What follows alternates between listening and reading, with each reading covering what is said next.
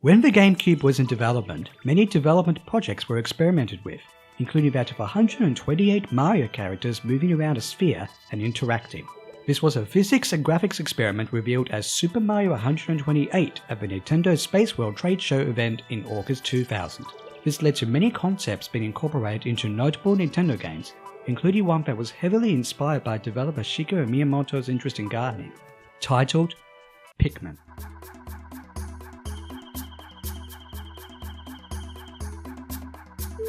Pikmin is very much a Nintendo game, with its simple premise. You control Captain Olimar, an alien being from the planet Hocketate, who is casually flying through space as a means of taking a break from his work.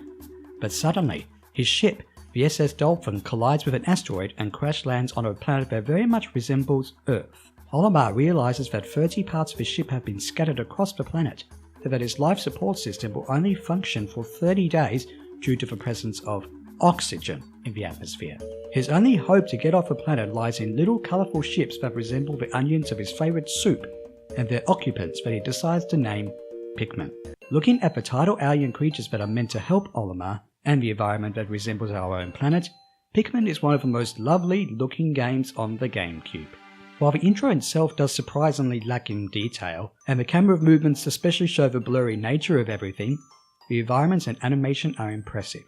With the colours and texturing, it's hard not to believe that those plants, grass, rocks and so on probably exist outside your game room window. And the animation is nice, especially those Pikmin. Sure, they're not 128 Mario guys, imagine if they helped Olimar, but they move fluidly and are very expressive, even with their eyes simply gazing at Olimar and the world around them. The sound, however, is harder to describe in contrast. It's either otherworldly or quirky. The music can be generally described as quiet, ambient, almost calming, with heavy uses of percussion and high-pitched electronic notes played on pianos, xylophones and guitars. The music generally complements what's going on, including the varied environments and moments such as when enemies appear or when one of the 30 days you have left is nearly up. The sound effects are kind of funny, such as when specific enemies get hurt. And of course, the Pikmin themselves.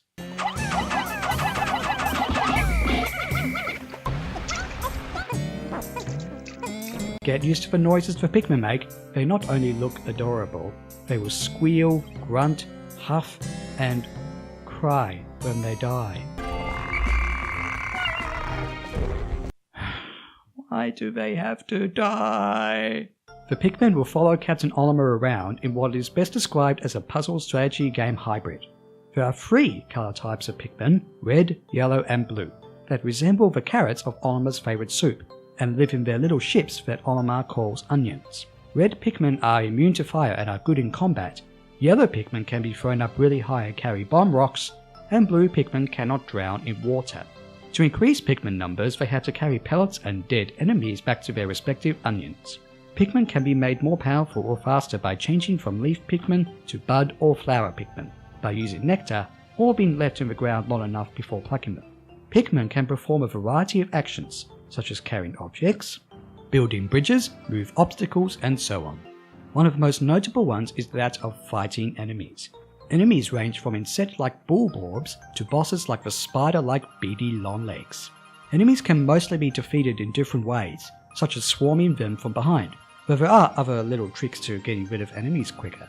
Enemies will do their own thing, such as dwarf bulborbs crying out for their sleeping parents when attacked, or annoying wollywogs that want to squash your Pikmin. The other annoying thing about these enemies is their occasional placement. While red Pikmin are your best use for combat, make sure combat is not done near water or something. Bosses are relatively easy to defeat.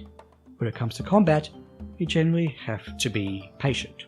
Speaking of patience, what is up with the AI of the Pikmin themselves? To be fair, the Pikmin not only look good graphically, but the way they move around and respond to orders is very lifelike, and well designed as a gameplay mechanic. You use the A button to throw your Pikmin, use the B button to sound a whistle to call them over, use the X button to dismiss your Pikmin in the different colours, and use the C stick to move your Pikmin around you. Pikmin will interact with just about anything, and I mean anything. If you walk past most objects, such as the grass above a spot of nectar, Pikmin will get distracted by it, which means having all the Pikmin in your group when you need them is more about avoiding just about anything instead of deliberately ordering at least one Pikmin to perform a certain action. Plus, they trip. They just trip over.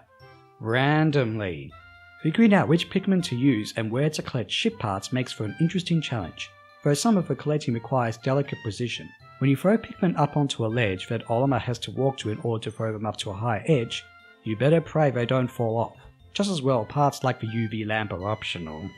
Yes, a few of the parts are optional, and there are 3 endings: a best ending, a good ending, and a bad ending. One would dread to think of what happens to Olimar if you don't get all parts by the end of the 30th day. Each day lasts for close to 15 minutes of game time, but if you really use your Pikmin carefully and plan the day ahead, you can collect 2, maybe 3 or even more ship parts in one day. You can, however, have only 100 Pikmin out in the field, which includes those that have not been plucked from the ground yet. If you have more than 100 Pikmin, the remaining ones will stay in the onions. You have to, again, choose which Pikmin to use and how. You have to multitask and collect ship parts and battle enemies, while losing little to none of those cute plant-like creatures. If you leave any Pikmin behind, idle or in the middle of a task, the nocturnal predators will get them. By the end of the day, you have the option to restart that day and get a feel for the terrain, or potentially be perfectionistic and not lose a single Pikmin or get many ship parts in one go for the sake of speedrunning. Whether you speedrun this game or not, you will find that this is a short game. Again, there are 30 game days that last for approximately 15 minutes each, and there are 30 ship parts. And part of the addictive fun is figuring out how you can get more than one part each day, with the exception of the first day, which is a tutorial without a time limit. The number of places you explore in the game can be counted on one hand. You may feel inclined after the ending to go back to the game and see what you can do better in terms of looking after your Pikmin numbers, or getting all ship parts in as little time as possible. So there is replay value there, plus there's a challenge mode that can be unlocked at a certain point. The challenge mode sees you trying to grow the most Pikmin in 15 minutes at the places you've been to, except they're modified in terms of any being obstacle layout, plus there are no ship parts. The challenge mode can be fun, and it's fun to get a high score, but it's not exactly anything deep. In some ways, it is hard to describe what makes Pikmin a group game. It is certainly a strategy game, with mechanics such as exploration, multitasking, combat, and resource management. But it's got puzzle elements when it comes to collecting ship parts and figuring out the optimum paths to get the parts back to Olimar's ship. The game also requires a fair amount of patience, plus the 30-day limit can potentially be stressful. The Pikmin AI can be frustrating no matter how cute or lively you'd think those little guys are. The setting, music, and alienness of the game also feel quirky, but pleasing. The game is short, but with potential for replay value plus a relatively fun challenge mode. The success of the game led to more games that do improve on the tiniest details, including the Pikmin AI. The game was also released on the Wii and Wii U Virtual Console as a new play version with the motion controls of the Wiimote and Nunchuck, with tiny modifications such as being able to call your Pikmin from further away, plus widescreen support.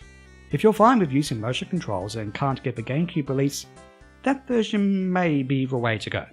Either way, discovering or revisiting the beginning of the Pikmin series will surely make for a good, yet sometimes frustrating, time.